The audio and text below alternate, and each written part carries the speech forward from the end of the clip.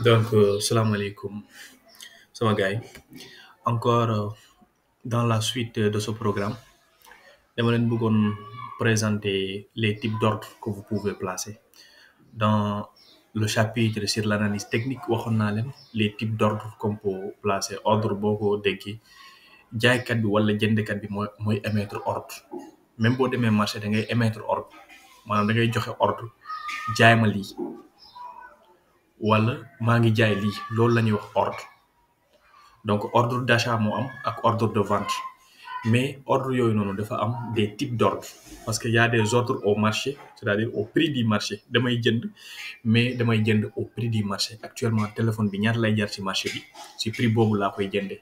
Mais dafa am tamit ordre limite, mais dafa am beneen ordre boo xamante ne ordre la boo xamante ne c'est par tâtonnement quoi. Mais lépp incha allah naa leen ko expliquer fii mu gën a leer.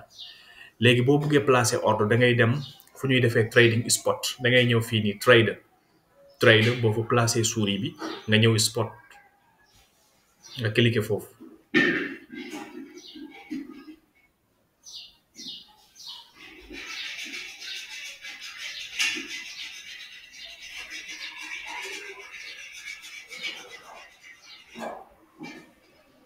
Alors là, on est sur la paire Link USDT. Link la ñuy jënd fii di ko jaay. Xaalis bi daanaka mooy USDT. Ça c'est la monnaie cotée et ça c'est la monnaie cotante.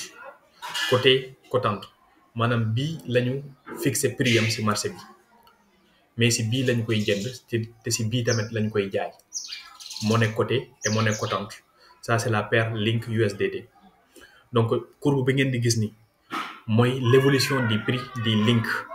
en fonction de USDT. maanaam fii Link mu ngi jar 7,989 boo yegee fii mu ngi jar 10,036. Link mu ngi jar 10,036 USDT. boo demee ngay monter mu jox la 12. Link fii nii mu ngi jar 12,044 USDT. Donc nii la ñuy lire graphique bi. Maintenant dañuy wàcc ba ci suuf pour ñu placer ay ordre. Donc boo ñëwee fii nii fii ngeen di mën a placer ay ordre di jënd ak jaay fii. Boo defee sa analyse technique ba pare ba nga jàpp ni par exemple fii damay commencer par wax leen ko fii d'abord ci Link. Pour le Link fii nii dañu am comme genre une figure chartiste de continuation parce que c'est une tâche avec hanche. Ça veut dire quoi? Ça veut dire que dañu am lii.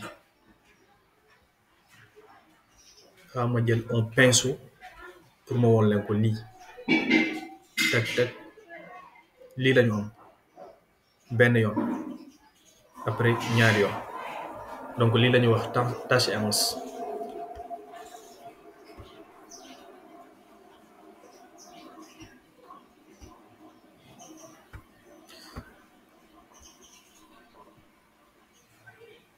Donc lii tâche et hanche la parce que dañu def lii tak ñu chercher un maximum après ñu delluwaat ñu ñëwaat ñu casser prix bi. mun nañu dessiner benn résistance fii nii à partir de ce niveau là tak ñu xëcc nii ñu xëcc. Donc ça veut dire quoi? fii nii fii ça veut dire que dañu jékki-jékki rek ñu def benn hausse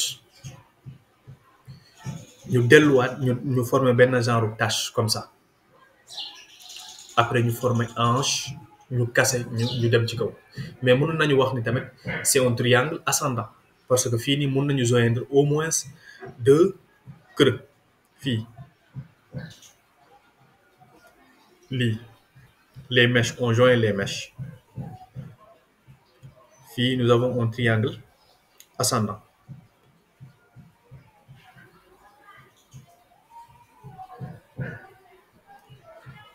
Donc ça c'est un triangle ascendant. Donc sur le Link dama gis ni dañu am non seulement tache avec hanche mais dañu am encore triangle ascendant les moyennes mobiles sont en dessous du prix. te ñu gis ni nous sommes en train de casser cette cette figure là, ce triangle ascendant par le haut, et une cassure et une clôture en haut de la résistance veut dire tout simplement qu'il y a confirmation et que nous pouvons nous placer en position acheteuse. Donc nous pouvons acheter. Donc boo defee sa analyse technique bu nga jël sa décision bu nga war a jël ci ngay wàcce dem ci suuf pour nga placer sa ordre fii nii nga ñëw fii nii. Mais fii dafa am différents types d'ordre. Dafa am limite, ordre market ak ordre stop limit. Mais dañu koy njëkkee ci ordre bii nii, l'ordre au marché, ordre market. Ordre au marché, ça veut dire que tu vas acheter au prix du marché.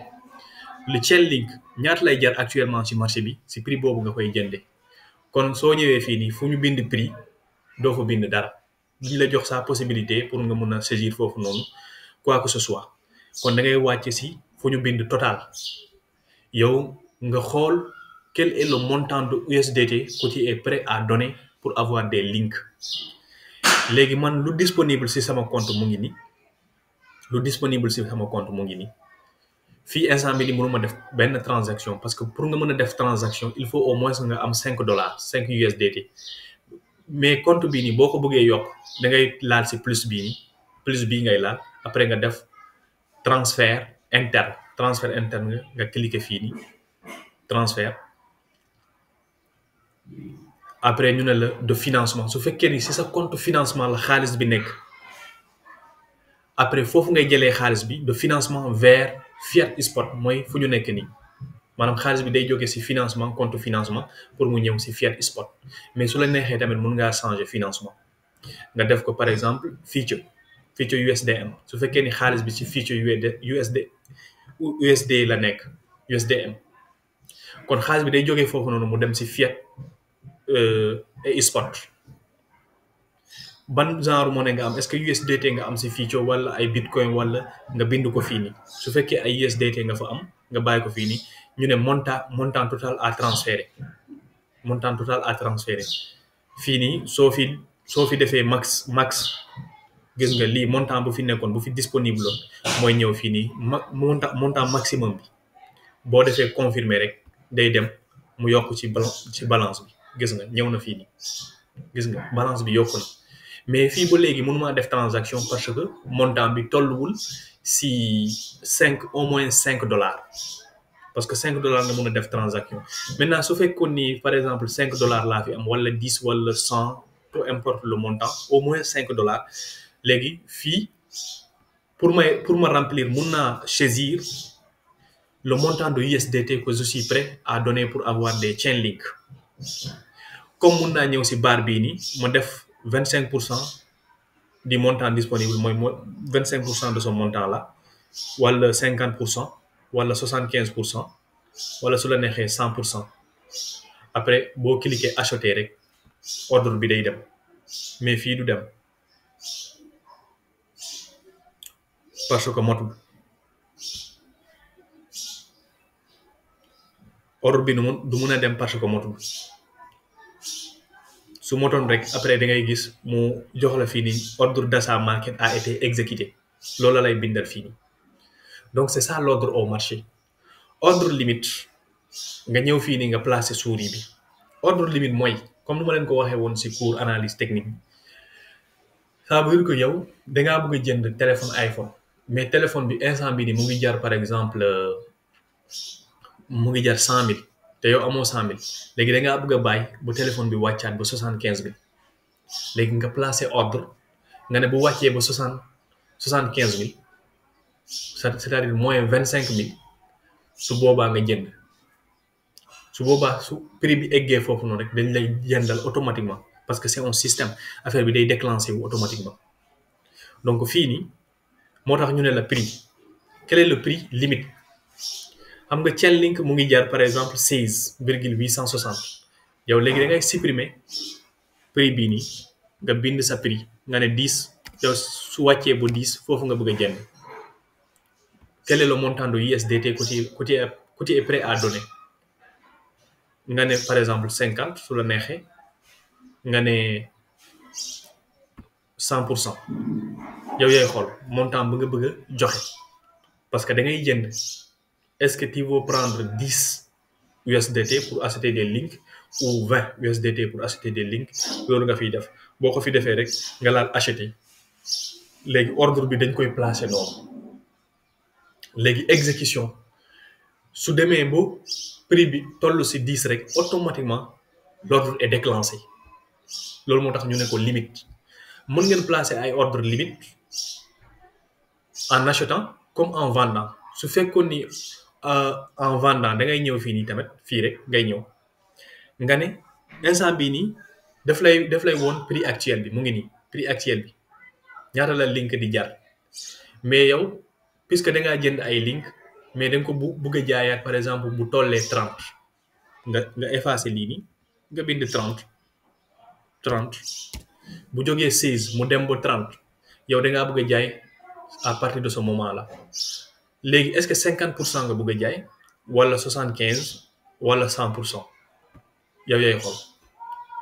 montant bi nga bëgg a jaay après parce que jënd nga fii nii après da ngay gis lu si disponible si link seen link après nga ñëw placer fii nii sa ordre limite nga xool montant bu nga si bëgg a jaay est-ce que 50% la wala 60 wala 100%. après mu bindal la fii nii total USDT loolu noonu ñaata lay jar fii nii fii après nag nga def vendre da ngay gis ordre bi ñu placé ko bu eggee 30 rek prix bu eggee 30 rek dañu lay jaayal say link montant bi nga laaj après ñu récupérer sa USDT nga ñëw nga gis ni voilà l'ordre a été exécuté donc nii la ñuy placer ordre limite su fekkee ni l'ordre au marché tamit su fekkee da ngeen bëgg a jaay fii rek ngay ñëw encore benn barre rek ngay remplir su fekkee tu veux vendre au prix du marché damaa bëgg a jaay ay link imagine-toi imagine par exemple nga jënd ay link nga amoon 1 million de link nga gis bu nga ko daan jënd benn link mu ngi doon jar 16 mais léegi gis nga ni link dem na ba 50 nga ñëw si jamono jooju noonu c'est le prix au marché c'est 50 donc si 50 boobu nga bëgg a jaay say link après nga ñëw fii nii nga bind sa montant est-ce que 50% de tes links nga bëgg a jaay wala 40% de tes links après nag nga bos vendre sa ordre bi ñu exécuter ko automatiquement après ñu récupérer sa xaalis bi en dollars en USDT donc nii lay demee mën ngaa placer un ordre d'achat au marché nga placer sa ordre d'achat au marché mais après nga jaay ko su fekkee par exemple tey jii nii link mu ngi jar $16 nga placer ordre d'achat léegi yow su fekkee da nga ko bëgg a jaay bu prix bi eggee 30 da ngay ñëw fii nii rek nga placer léegi nga changer fii nii nga dem limite xam nga da ngaa jëndoon ay link au marché au prix du marché léegi da nga ko bëgg a jaayaat bu eggee $30 kon da ngay dem limite su boobaa parce que eggagul 30 kon da ngay dem limite après nga ñëw nga placer sa ordre bi nga bind fii nii 30 bu pare nga xool montant bu ngi ci bëgg a jaay nga def ko fii nii nga def vendre après ñu placer foofu ordre bi bu eggee 30 rek bu eggee 30 après ñu jaayal la say link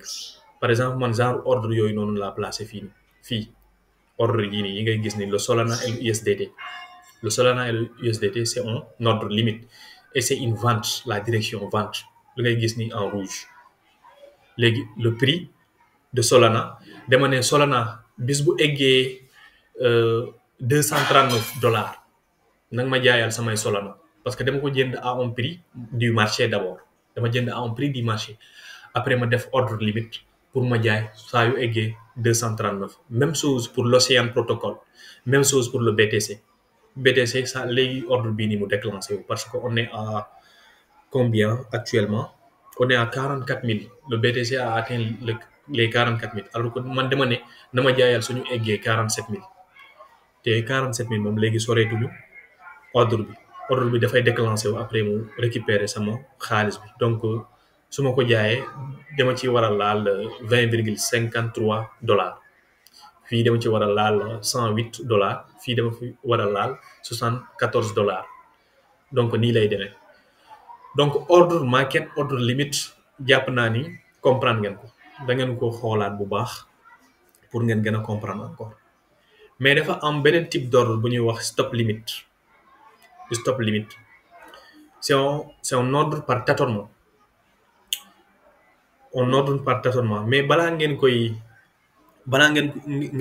déclencher d'abord da ngeen war a poser seen souris bi ci ordre bi ci flèche bi ngeen ñëw OCO. Bu ñëwee OCO ngeen ñëw fii da ngeen di tâtonner.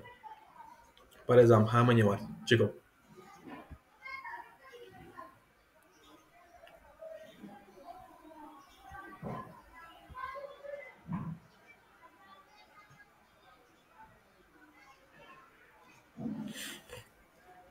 damay dem ci outil trading view. Donc fii dañoo gis ni le link est sur un range. Le link a longtemps été sur un range. Le link a été longtemps sur un range. Lii nii yëpp ci range la ñu nekkoon range lii. Léegi damay ñëw ma tracer sama range bi mooy un rectangle quoi. Tac. Nous avons longtemps été sur un range. Je vous avais dit que pour tracer la droite, il nous suffit simplement d'avoir 2 points et les joindre. Nga ñëw fii nii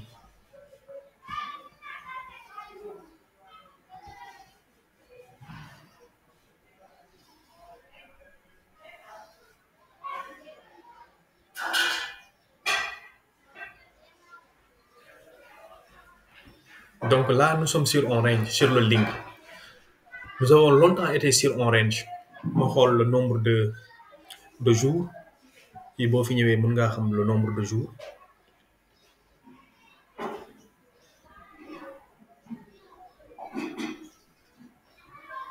Place de date fii nii nga placé ko fii nii nga xool ñaata jours la ñu def lii nii yëpp fii ba fii. Donc def nañu 528 jours 528 jours la ñu def fii nii diggante gii nii. Donc nous avons longtemps été sur un range. Donc fii nii xamuñu est-ce que léegi imaginer si jamono bu ñu nekkee fii nii dañu wàcc fii nii ñu laal un support ñu delluwaat ñu laal benn résistance. ama gën ko yaatal pour mu gën a leer quoi partie bii nii pour mu gën a leer.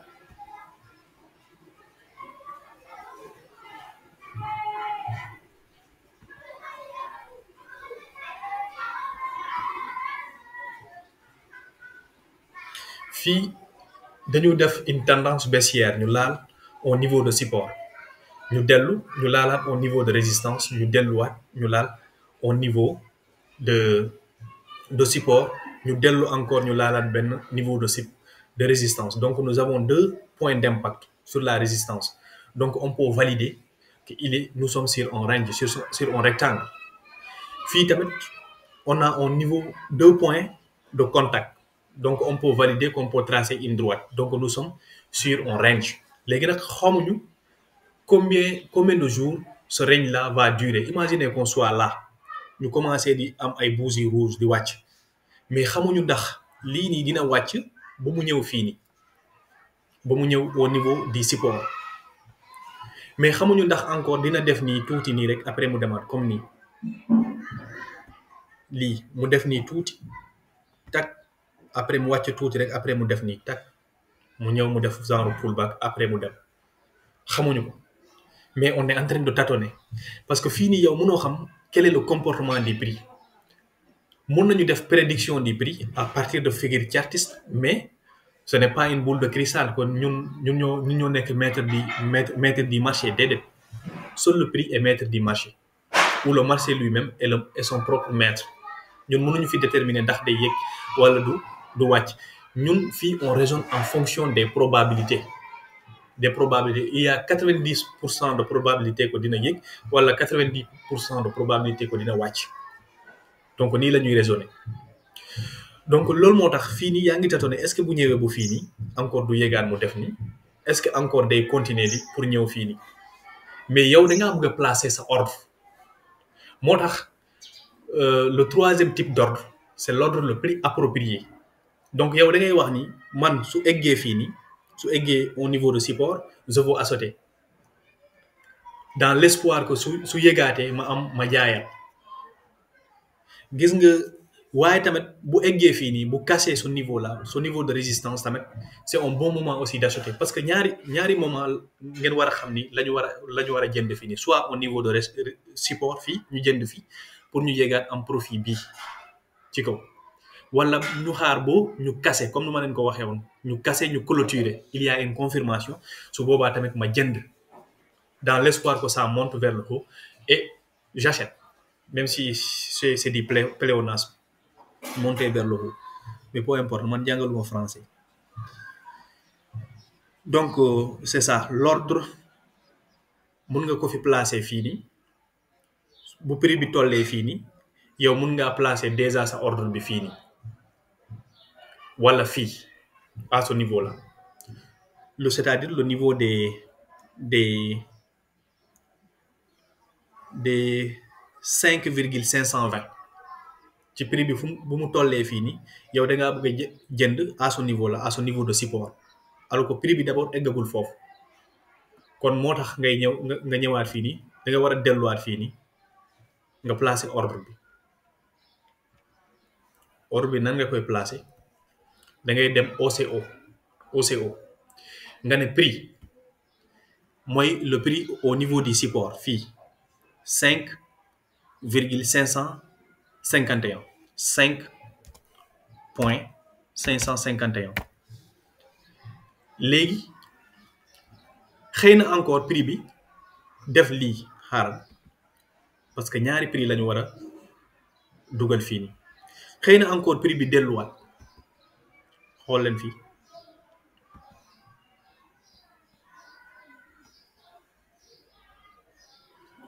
xam nga prix bi ba mu ñëwee fii nii nee naa leen encore mun naa def nii mu delluwaat ci kaw kon bu delloo ci kaw bu casser résistance bii nii mu am clôture ci kaw fii nii yow da ngaa bëgg a jënd à ce niveau là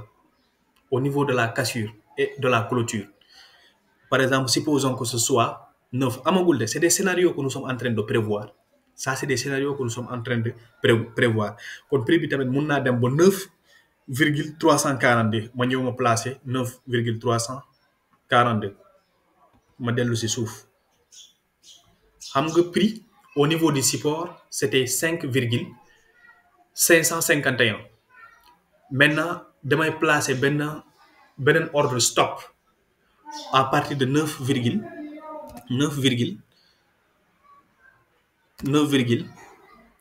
disons 332 mooy ci kaw résistance bi fii si support bi la ñu jënd mais fii ci kaw résistance bi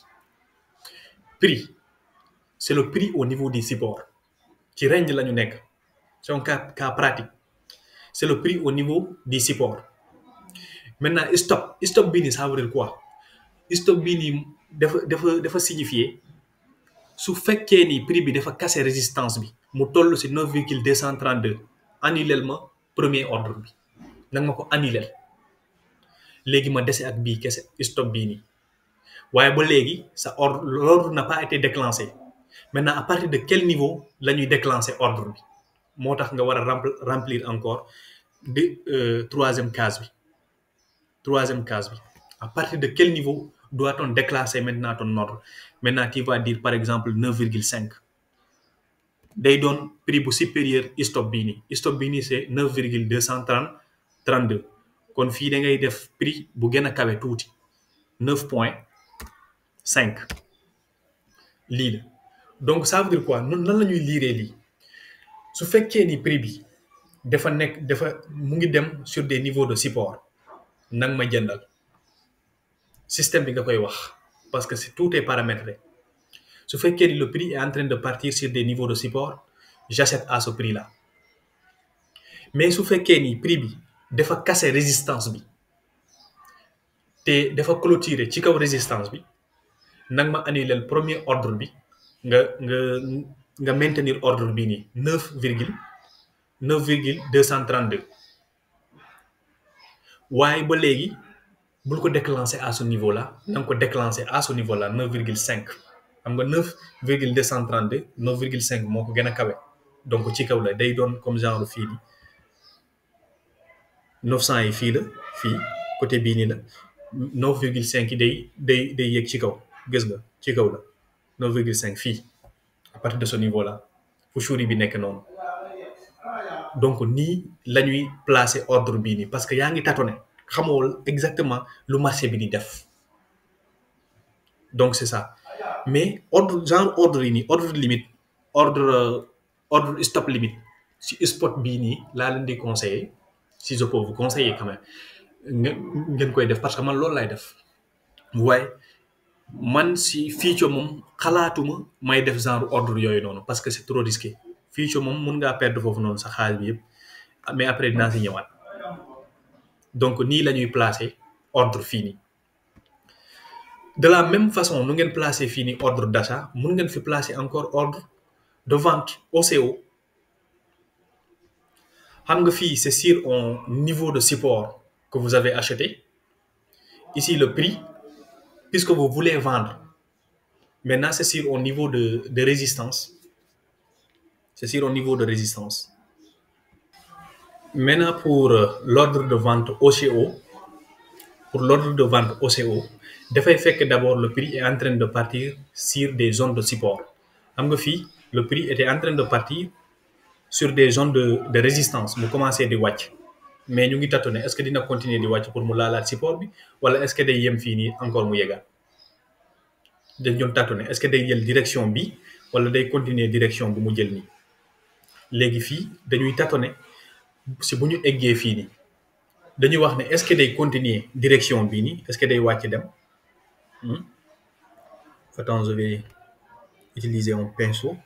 fii nii à ce niveau là si niveau bii nii est-ce que day continuer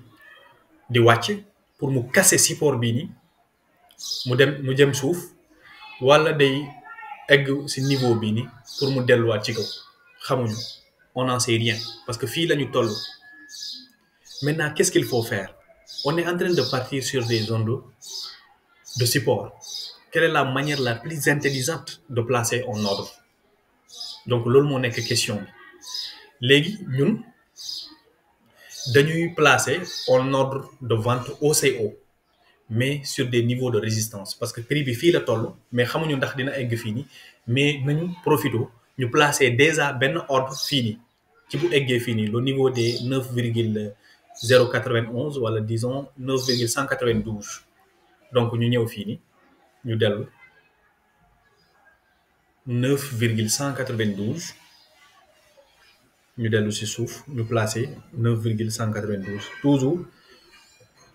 le prix au niveau de la résistance xam nga fii c'était le prix au niveau du support mais ici maintenant c'est le prix au niveau de la résistance 9 nañ jël bii nii rek waaw 9,192 le prix au niveau de la résistance 9,192 donc à 9,192 nous voulons vendre mais est-ce que prix bi dina dem ba 9,192 est-ce que du dellu ci niveau de support bi mu cassé ko encore mu demaat parce que mu ngi toll sur un niveau de support regardez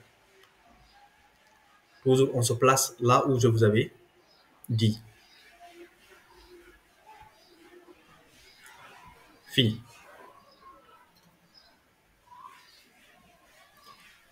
ñu ngi toll fii nii on est en train d'aller sur des niveaux de support affaire bi mun naa casser mu continuer ci suuf waaye ñun déjà nous avons anticipé que puisque nous sommes en train d'aller sur des zones de support il est susceptible très probable à 90% que dina dellu pour mu laalaat au niveau de résistance c'est ce qui est probable à 90% parce que nous sommes en train de ranger dans un range mais mun nañu casser léegi bu ñu casser nag mun nañu dem encore di perte def ay perte su boobaa man fan laa war a placer un ordre stop dama koy placer ci suuf support bii nii mooy au niveau des 5 da nga koy lire rek sur l'accès des ordonnées boo placé souris bi nii rek da ngay gis les pointillés mu bindal la 5.419. Donc à 5.419, nous voulons arrêter cet ordre-là, l'ordre de vente, parce que l'ordre n'est plus réalisé. Benen sens bi la prix bi jël. Donc damay def stop à 5 points. ñaata la woon sax 5 points 5 points niveau bi nii, c'est-à-dire en dessous du support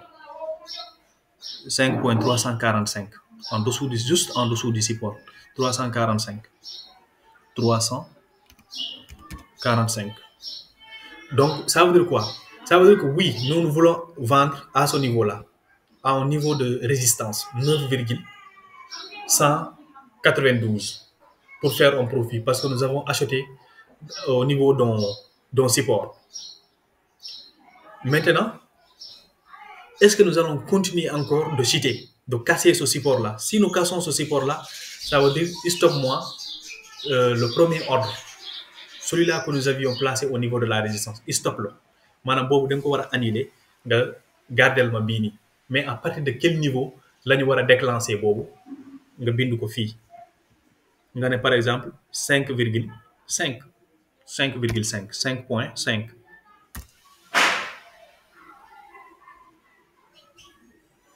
Non, day gën a wàcc encore, day gën a wàcc 5.1 par exemple, parce que 5,5 est supérieur à 5,1. Donc toujours bii support la, donc si suuf la ñu war a déclencher ordre bi pour que léegi ñu annuler carrément ordre bi pour nga bañ a continuer di perdre. Donc c'est ça les types d'ordres. Comprenez ça et c'est fini pour les ordres. Vous pouvez maintenant placer des ordres comme bon vous semble. Donc c'est ça. Donc fini, bëggoon naa ko rappeler fii da ngay gis fii nii fu ñu bind croisé x5 isolé grille. Gis nga fii bu leen fi laal dara, parce que boo fi defee croisé ça veut dire que yow sa xaalis bu nga am si compte spot bu ñu demoon ba nga perdre ko yëpp encore si xaalis bu nga dese si sa portefeuille boobu la ñuy jël. Donc fii bu leen fi laal dara, bàyyi leen ko portefeuille spot, jeex na ngeen defee nii trading bi. Lii nii boo leen ko bindee rek da ngeen cliquer sur vendre. Boo leen cliquer vendre rek da ngay gis mu bindal la l'ordre OCO vente a été exécuté. nga cliquer fii rek après ñu exécuter ordre, mais fii duñu exécuter ordre bi parce que nous n'avons pas le montant qu'il faut. Oui, c'est ce qu'il fallait retenir en ce qui concerne les types d'ordre, quoi. L'ordre au marché, l'ordre limite, l'ordre OCO. Donc au fur et à mesure qu'il y aura des questions, je vous mettrai encore des lives sur YouTube pour que vous puissiez encore comprendre. Parce que moi, mon objectif, c'est que vous vous appropriez de la chose, que vous puissiez le faire par vous-même. C'est ça mon objectif. Parce que, voilà, dama gis ni daal état bi moom daanaka employé tul état bi moom joxewul liggéey léegi. Anyway, thank you.